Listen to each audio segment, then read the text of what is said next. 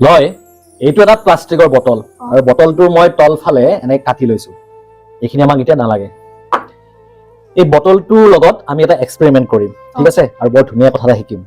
আপোনালোকৰ ঘৰত যদি কোনোবা শিশু আছে সৰু ল'ৰা ছোৱালী আছে তেতিয়াহলে এইটো এক্সপেৰিমেন্ট আপোনালোকে দেখাব মানে এই ভিডিঅ'টো দেখাব আৰু লগতে খুব সহজে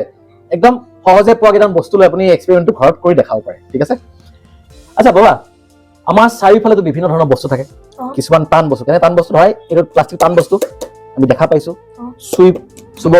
পাৰিছো এইটো লিকুইড হয় পানী তৰল পদাৰ্থ আমি দেখা পাইছো চুইছো নাই এইটো টান বস্তু চুইছো টেবুলখন টান বস্তু চুইছো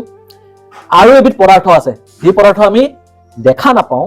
চুব নোৱাৰো কিন্তু আছে বুলি গম পাওঁ এইটো কি হাৱাটো বতাহটো এক মিনিট মই এইটো ভিডিঅ'ত বহুতবাৰ বতাহ বুলি কৈছো আসলতে মই ক'ব লাগিছিল বায়ু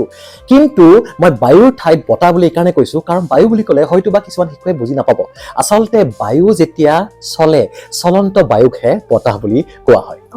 ইয়াতো বায়ু আছে বায়ু দেখিছো নেকি দেখা নাই হয়নে চবতে বায়ু আছে হয় নাই এতিয়া এই বটলটো যে খালী হৈ আছে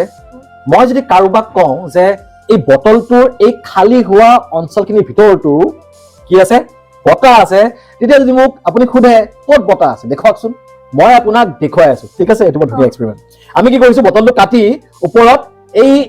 এপাত গ্লাভছ লগাই লৈছো হাতত পিন্ধে যে অপাৰেশ্যন কৰাৰ সময়ত এই গ্লাভছ এটা লগাই লৈছো ঠিক আছে এতিয়া গ্লাভছ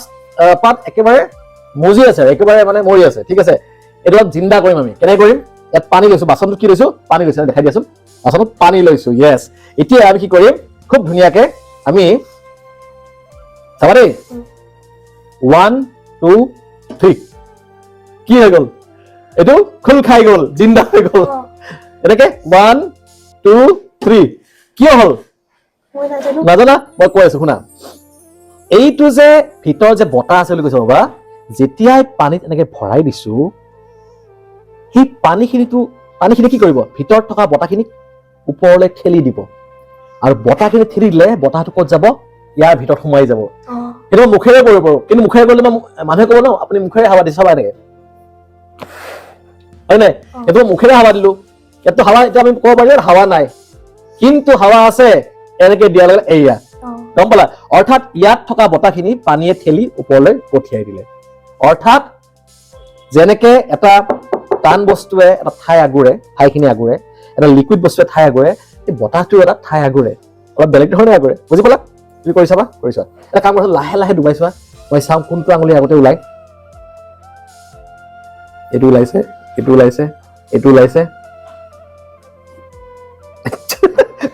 ফটকে দিয়া